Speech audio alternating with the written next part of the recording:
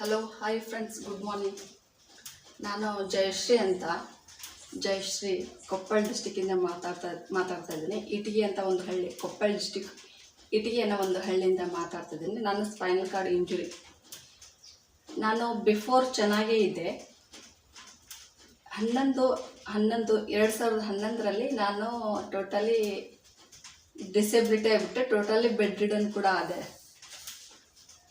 Before ಎಲ್ಲ ನಾನು ಚೆನ್ನಾಗಿದ್ದೆ. ನಂದು ಎಜುಕೇಷನ್ ಎಲ್ಲ ಬಂದುಬಿಟ್ಟು 1 to PUC ಎಲ್ಲ ಆಳ್ವಂಡಿಯಲ್ಲೇ ಆಗಿದ್ದು, ಡಿಗ್ರಿ ಮುಂಡ್ರಿಗಿಲ್ಲ ಆಗಿದ್ದು, MSW ಬಂದುಬಿಟ್ಟು ಕೊಪ್ಪಳದಲ್ಲಿ ಆಗಿದ್ದು.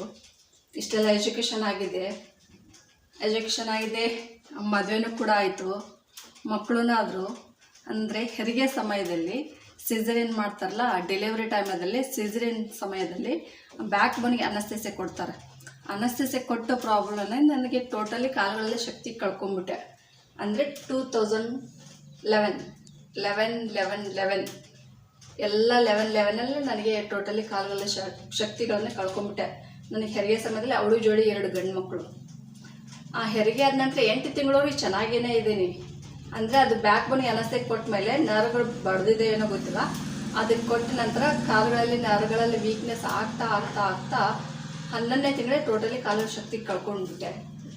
ಈ ಥರ ಆಗಿಬಿಟ್ಟು ಇವಾಗ 13ನೇ ವರ್ಷ ನಡೀತಿದೆ. 13 ವರ್ಷ ಟೋಟಲಿ ನಾನು ವೀಲ್ ಚೇರಲ್ಲೇ ಇದ್ದೀನಿ. ಬಿಫೋರ್ ಬೆಡ್ ರಿಡನ್ ಇದ್ದೆ. ಒಂದು 5 ವರ್ಷ ಅಥವಾ 6 ವರ್ಷ ಅಂದ್ಕೊಳ್ಳೋಣ, ಟೋಟಲಿ ಬೆಡ್ ರಿಡನ್ನೇ ಇದ್ದೆ. ಇವಾಗ ನಾನು ವೀಲ್ ಚೇರ್ ಎಕ್ಸೆಪ್ಟ್ ಮಾಡ್ಕೊಂಡೆ. ಯಾಕಂದರೆ ಈ ವೀಲ್ ಚೇರ್ ತುಂಬ ಯಾಕಂದರೆ ನಾವು ಬಿಫೋರ್ ಚೆನ್ನಾಗಿ ಇದ್ಕೊಂಡು ಈ ವೀಲ್ ಚೇರ್ ಎಕ್ಸೆಪ್ಟ್ ಮಾಡೋದಿದೆಯಲ್ಲ, ಅದು ತುಂಬಾ ಕಷ್ಟ. ಆಗದೆ ಇರೋ ಮಾತು. ಈ ವೀಲ್ ಚೇರನ್ನು ಎಕ್ಸೆಪ್ಟ್ ಮಾಡ್ಕೊಳ್ಳಿಕ್ಕೆ ತುಂಬ ವರ್ಷಗಳು ತೊಗೊಂಡೆ. ಅದು ಯಾವ ವರ್ಷದಲ್ಲಿ ಅಂದರೆ 2022ರಲ್ಲಿ ನಾನು ಈ ವೀಲ್ ಚೇರ್ನ ಎಕ್ಸೆಪ್ಟ್ ಮಾಡ್ಕೊಂಡೆ. ಅಂದರೆ ಡಿಸೇಬಿಲಿಟಿನೇ ಎಕ್ಸೆಪ್ಟ್ ಮಾಡ್ಕೊಂಡೆ. ಅದು ಎಕ್ಸೆಪ್ಟ್ ಮಾಡ್ಕೊಳ್ಳಿಕ್ಕಿನ್ನೂ ಒಂದು ಸೆಂಟ್ರಿಗೆ ಹೋಗಿದ್ದೆ ನಾನು. ಅದು ಯಾವುದಂದರೆ ನಮ್ಮದು NGO ಇದೆ, ರಿಹ್ಯಾಬಿಟೇಷನ್ ಸೆಂಟ್ರ್ ಅಂತಂದ್ರೆ ಕೊಪ್ಪಳದಲ್ಲಿ ಸಮೂಹ ಸಾಮರ್ಥ್ಯ ಅಂತ ಒಂದು NGO ಇದೆ. ಆ ಒಂದು NGOಲ್ಲಿ ಹೋಗ್ಬಿಟ್ಟು ನಾನು ರಿಹ್ಯಾಬಿಟೇಷನ್ ತೊಗೊಂಡ ನಂತರ ನನ್ನಂತೆ ಇರೋ ತುಂಬ ಜನಗಳಿದ್ದಾರಪ್ಪ, ನಾನೇ ಒಬ್ಬಳೇ ಅಲ್ಲ ಅಂತ ಹಿಂಗೆ ಅಂದ್ಕೊಂಡು ನಾನು ಸ್ಟ್ರಾಂಗ್ ಆಗಿಬಿಟ್ಟು ಅಲ್ಲಿಂದ ನನ್ನ ಕೊಪ್ಪಳದಲ್ಲಿ 3 ತಿಂಗಳು ಥೆರಪಿ ತೊಗೊತಾ ಇರಬೇಕಾದ್ರೆ ಅವರು ಕೊಪ್ಪಳದ ಸಂಸ್ಥೆಯವರು ನನಗೆ ರಿಹ್ಯಾಬಿಟೇಷನ್ಗೆ ಕೊಡಬೇಕಾದ್ರೆ ಬೆಂಗಳೂರಿಗೆ PA ನನಗೆ ಕಳಿಸ್ಕೊಟ್ರು. ಅಲ್ಲಿ ಹೋದ್ಮೇಲೆ ಇನ್ನೂ ತುಂಬಾ ಫ್ರೆಂಡ್ಸ್ ಸಿಕ್ಕರೆ, ನನ್ನಂತೆ ಇರೋ ತುಂಬಾ ಫ್ರೆಂಡ್ಸ್ ಸಿಕ್ಕರಲ್ಲ. ಅವಾಗ ನಾನು ಇದನ್ನೇ ತುಂಬ ಆಕ್ಸೆಪ್ಟ್ ಮಾಡಿಕೊಂಡು, ಹೌದು ಅಲ್ಲಿರೋ ಬೆಂಗಳೂರಲ್ಲಿ ಇರೋರು ಸ್ಪೋರ್ಟ್ಸಲ್ಲಿ ತುಂಬ ಜನ ಅಚೀವ್ ಮಾಡಿದರು. ಆಯಿತು, ಜೀವನ ಇಷ್ಟೇ ಅಂತ ಅಂದ್ಕೊಂಡು ನಾನು ಇದನ್ನ ಆಕ್ಸೆಪ್ಟ್ ಮಾಡಿಕೊಂಡು ನಾನು ಏನಾದರೂ ಮಾಡಲೇಬೇಕು ಅಂದ್ಕೊಂಡು ಡಿಸೈಡ್ ಮಾಡಿಬಿಟ್ಟೆ. ಅವಾಗಂದರೆ ಬೆಂಗಳೂರು ಹೋದ ನಂತರ ರಿಹ್ಯಾಬಿಟೇಷನ್ ತೊಗೊಂಡು ಬಂದ ನಂತರ ಮನೆಗೆ ಬಂದಮೇಲೆ ಅಲ್ಲಿ ಒಂದು ಆಫರ್ ಸಿಕ್ತು. ಅದೇನೆಂದರೆ ಝೊಮ್ಯಾಟೋದಲ್ಲಿ ಫುಡ್ ಡೆಲಿವರಿಗೆ ವರ್ಕ್ ಮಾಡೋದು. ಝೊಮ್ಯಾಟೋದಲ್ಲಿ ಫುಡ್ ಡೆಲಿವರಿ 3 months ವರ್ಕ್ ಮಾಡಬೇಕು. ಫುಡ್ ಡೆಲಿವರಿ ವರ್ಕ್ ಮಾಡ್ತಾ ಒಂದು 10,000 ಫೀಸ್ ಕಟ್ಟಬೇಕು. ಒಂದು ವೀಲ್ ಚೇರ್ ಬೈಕ್ ಕೊಡ್ತಾರೆ. ಅಂದರೆ ನ್ಯೂ ಮೋಷನ್ ಅಂತ ಒಂದು ವೀಲ್ ಚೇರ್ ಬೈಕ್ ಇದೆ, ಆ ಬೈಕ್ ಕೊಡ್ತಾರೆ. ಅದರದ್ದೇ ಇದು ವೀಲ್ ಚೇರ್. ಅದು ಮುಂದೆ ಪಾಟು ಬೇರೆ ಕಡೆ ಬಿಟ್ಟಿದ್ದೀನಿ. 2 in 1. ಇದು ಒಳಗಡೆ ಮನೆಯಲ್ಲಿ ಯೂಸ್ ಮಾಡ್ಕೋಬೋದು, ಹೊರಗಡೆ ಹೋಗ್ಬೇಕಾದ್ರೆ ಅದನ್ನ ಅಟ್ಯಾಚ್ ಮಾಡ್ಕೋಬೋದು. 2 in 1 ಆಗುತ್ತೆ. ಆ ಥರ ಒಂದು ಗಾಡಿ ತೊಗೊಂಡ್ಬಿಟ್ಟು ಬೆಂಗಳೂರಲ್ಲಿ ಝೊಮ್ಯಾಟೋ ವರ್ಕ್ ಮಾಡಿದೆ. 3 months ಕಂಪ್ಲೀಟ್ ಮಾಡಿದೆ. ಅದು ಯಾವಾಗ ಅಂದರೆ 2023 ಸೆಪ್ಟೆಂಬರ್ ತಿಂಗಳಲ್ಲಿ ಅಂತ ಅನಿಸುತ್ತೆ. ಕರೆಕ್ಟ್, 2023 ಸೆಪ್ಟೆಂಬರ್ ತಿಂಗಳಲ್ಲಿ ಝೊಮ್ಯಾಟೋ ವರ್ಕ್ ಮಾಡಿಬಿಟ್ಟು ಬೆಂಗಳೂರಲ್ಲಿ 3 months ಕಂಪ್ಲೀಟ್ ಮಾಡಿದೆ. ಅಲ್ಲೇ ಮಾಡಬೇಕಾದ್ರೆ ತಮಿಳ್ನಾಡಲ್ಲಿ ಒಂದು ವೀಲ್ ಚೇರ್ ಮ್ಯಾರಥಾನ್ ಅಂತಂದು ಸ್ಪರ್ಧೆ ಇತ್ತು. ಆ ಸ್ಪರ್ಧೆಯಲ್ಲಿ ಕೂಡ ಭಾಗವಹಿಸಿದೆ ನಾನು. ಹೋಗ್ಬಿಟ್ಟು ಅಲ್ಲಿ ಮಹಿಳೆಯರ ವಿಭಾಗ 5 kilometre wheel chair marathon. 5 kilometre ಇದೇ ವೀಲ್ ಚೇರ್ನ ನಾವು ಇವಾಗ ಏನು ಮೂವ್ ಮಾಡ್ತೀನಲ್ಲ, ಇದೇ ಥರ 5 ಕಿಲೋಮೀಟ್ರ್ ವೀಲ್ ಚೇರ್ ರನ್ನಿಂಗ್ ಮಾಡಬೇಕು. ಹೀಗೆ ಮಾಡಿ ಅದರಲ್ಲಿ ಫಸ್ಟ್ ಪ್ರೈಸ್, ಮಹಿಳೆಯರ ವಿಭಾಗದಲ್ಲಿ ನಾನು ಫಸ್ಟ್ ಪ್ರೈಸ್ ತೊಗೊಂಡಿದ್ದೀನಿ. ಫಸ್ಟ್ ಪ್ರೈಸ್ ಬಂದುಬಿಟ್ಟು ಚೆಕ್ 15,000 ರೂಪಾಯಿ ಚೆಕ್. 15,000 ರೂಪಾಯಿನ ಗೆದ್ಕೊಂಡು ಬಂದೆ ತಮಿಳ್ನಾಡಿಗೆ ಹೋಗ್ಬಿಟ್ಟು.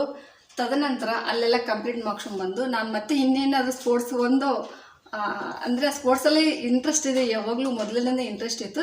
ಬಟ್ ಇವಾಗ ನಾನು ಗೊತ್ತಾಗ್ಬಿಡುತ್ತಲ್ಲ, ನಾನು ಆಡಬಲ್ಲೆ. ಗೊತ್ತಾದ ನಂತರ ನಾನು ಆರ್ಚರಿ ಪಾರ್ಟಿಸಿಪೇಟ್ ಮಾಡಬೇಕು ಅನ್ನಿಸ್ತು. ಆರ್ಚರಿಯಲ್ಲಿ ಪಾರ್ಟಿಸಿಪೇಟ್ ಮಾಡಬೇಕು ಅಂದ್ಕೊಂಡು ಅದನ್ನೇ ಬೆಂಗಳೂರಿಗೆ ಹೋಗ್ಬಿಟ್ಟು ಒಂದು 15 days ಇದ್ದು ಪ್ರಾಕ್ಟೀಸ್ ಮಾಡ್ಕೊಂಡು ಬಂದೆ.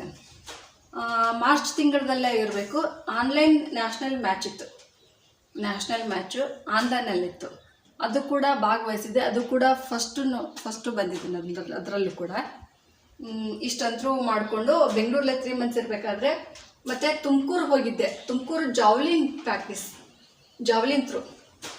ಜಾವ್ಲಿನ್ ಥ್ರೋ ಮಾಡಬೇಕಂತ ಹೋದೆ. ಬಟ್ ಅಲ್ಲಿ ಸೆಲೆಕ್ಟ್ ಆಗಲಿಲ್ಲ, ನಾನು ಫೇಲ್ ಆದೆ.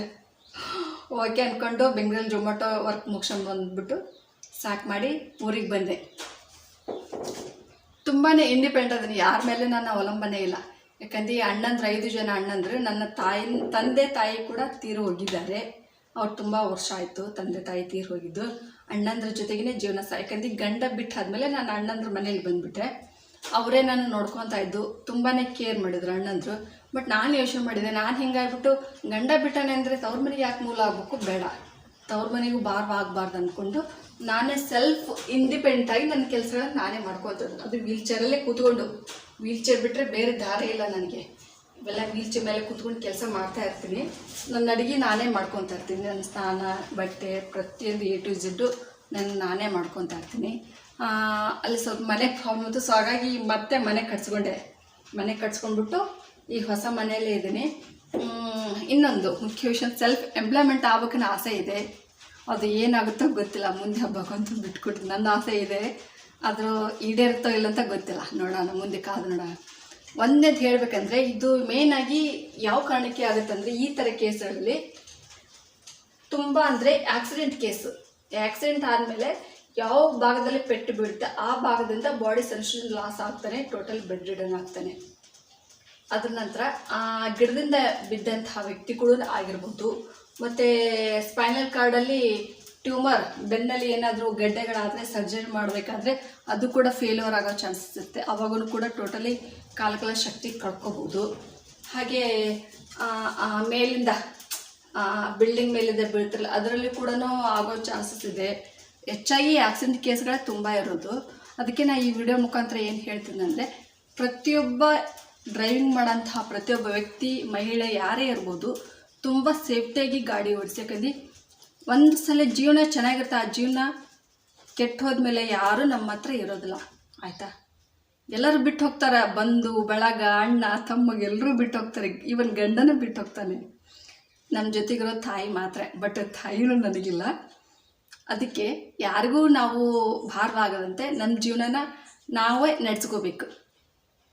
ಎಷ್ಟು ದಿವಸ ಅಂತ ನಮ್ಮ ಜೊತೆಗೆ ಇರೋಕ್ಕಲ್ಲ, ಪಾಪ ಅವ್ರಿಗೂ ಅವ್ರದ್ದೇ ಅಂತ ಜೀವನ ಇರುತ್ತೆ, ಅವ್ರಿಗೂ ಅಂತ ಹೆಂಡತಿ ಮಕ್ಕಳು ಇರ್ತಾರೆ. ಬೇಡ ಅಂದ್ಕೊಂಡು ಪ್ರತಿಯೊಬ್ಬರು ಸ್ಪೈನಲ್ ಕಾರ್ಡ್ ಇಂಜುರಿ ಆದಂಥ ವ್ಯಕ್ತಿಗಳು ತಮ್ಮ ಜೀವನ ತಾವೇ ರೂಪಿಸ್ಕೊಳ್ಬೇಕು. ಇಲ್ಲಿ ಯಾರು ಬಂದು ಏನೂ ತಿದ್ದೋಕ್ಕಾಗಲ್ಲ, ನಾವು ಎಕ್ಸೆಪ್ಟ್ ಮಾಡ್ಕೋಬೇಕು. ಈ ವೀಲ್ಚೇರ್ನ ಎಕ್ಸೆಪ್ಟ್ ಮಾಡ್ಕೊಳ್ಳೋದ್ರಲ್ಲಿ ನಾನು ತುಂಬ ಕಷ್ಟಪಟ್ಟು ಎಕ್ಸೆಪ್ಟ್ ಮಾಡ್ಕೊಂಡು ಲಾಸ್ಟಲ್ಲಿ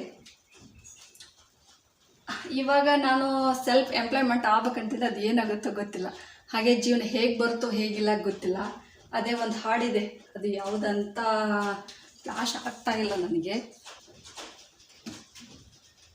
ಅದೇ ಒಂದು ಹಾಡು ನೆನಪಾಗ್ತಿದೆ ಈಗ ನನ್ನ ಜೀವನದ ಬಗ್ಗೆ. ಹೇಗಿದ್ದೆ ಹೇಗಾದೆ, ಉಪ್ಪರಿಗೆ ಇದ್ದಿದ್ದು ತಿಪ್ಪರಿಗೆ ಆಗಿತ್ತು. ಹೀಗೆ ಇದು ಒಂದು ಹಾಡು ನೆನಪಾಗ್ತೀನಂತೆ. ವಿಧಿಯಾಟ ತಿಳಿದಿಲ್ಲ, ನಾಳೆಯ ಬಲ್ಲೋರಿಲ್ಲ. ವಿಧಿಯಾಟ ತಿಳಿದಿಲ್ಲ, ನಾಳೆಯ ಬಲ್ಲೋರಿಲ್ಲ. ಅವನ ಅಂಕೆ ಮೀರಿ ಇಲ್ಲಿ ಏನು ನಡೆಯದೋ, ಅವನ ಅಂಕೆ ಮೀರಿ ಇಲ್ಲಿ ಏನು ನಡೆಯದೋ. ಬದುಕು ನಿನ್ನಂತೆ ಎಲ್ಲ, ಮೇಲೆ ಒಬ್ಬ ಇರುವ. ಅವನ ಅಂಕೆ ಮೀರಿ ಇಲ್ಲಿ ಏನು ನಡೆಯದೋ, ಅವನ ಅಂಕೆ ಮೀರಿ ಇಲ್ಲಿ ಏನು ನಡೆಯದೋ. ಹೀಗೆ ಜೀವನ ಅಂದರೆ ಹೀಗೆ, ಅದು ಹೇಗೆ ಬರ್ತಾ ಹಾಗೆ ಎಕ್ಸೆಪ್ಟ್ ಮಾಡ್ಕೊಂಡು ಹೋಗ್ಬೇಕಷ್ಟೇ. ಎಕ್ಸೆಪ್ಟ್ ಮಾಡಿದ್ದೀನಿ, ಎಕ್ಸೆಪ್ಟ್ ಮಾಡ್ತಾ ಇರ್ತೀನಿ, ಹೋಗ್ತಾ ಇರ್ತೀನಿ ಅಷ್ಟೇ. ನೆಕ್ಸ್ಟ್ ಟೈಮ್ ಮತ್ತೆ ನೆಕ್ಸ್ಟ್ ವೀಡಿಯೋದಲ್ಲಿ ಬಿಟ್ಟಿಲ್ಲ. ಇನ್ನೊಂದು ಮುಖ್ಯವಾದಂಥ, ನಾನು ಯೂಟ್ಯೂಬ್ ಚಾನಲ್ ಸ್ಟಾರ್ಟ್ ಮಾಡಿದ್ದೀನಿ. ಆ ಯೂಟ್ಯೂಬ್ ಚಾನಲ್ ಸ್ಟಾರ್ಟ್ ಮಾಡಿದ್ದೀನಿ, ಅದಕ್ಕೆ ಲೈಕ್ ಮಾಡಿ, ಶೇರ್ ಮಾಡಿ, ಇಷ್ಟ ಆದರೆ ಸಬ್ಸ್ಕ್ರೈಬ್ ಮಾಡಿ. ಓಕೆ, ಥ್ಯಾಂಕ್ಸ್, ಬಾಯ್. ಸೂರ್ಯ ಹುಟ್ಟೋಕ್ಕೂ ಸೂರ್ಯ ಮುಳುಗೋಕ್ಕೂ ಮಧ್ಯೆ ಇರೋದು 12 ಗಂಟೆ ಮಾತ್ರ. ಹಬ್ಬ ಅಂದರೆ ಈ 12 ಗಂಟೆಲಿ ಏನಾಗ್ಬಿಡ್ಬೋದು? ಅಂದ್ಕೊಳ್ಳೋದು ಆಗದೆ ಇರೋದು ಅಂದ್ಕೊಳ್ಳೋದು ನಮ್ಮ ಕೈಲಿಲ್ಲ. ಗಡಿಯಾರ ಓಡೋದು ಒಂದೇ ವೇಗದಲ್ಲಿ, ಆದರೆ ಮನುಷ್ಯನ ಬುದ್ಧಿ ಓಡೋ ವೇಗ ಆ ವೇಗದಲ್ಲಿ, ಆ ವೇಷದಲ್ಲಿ, ಅವನು ಹಾಕೋ ವೇಷದಲ್ಲಿ.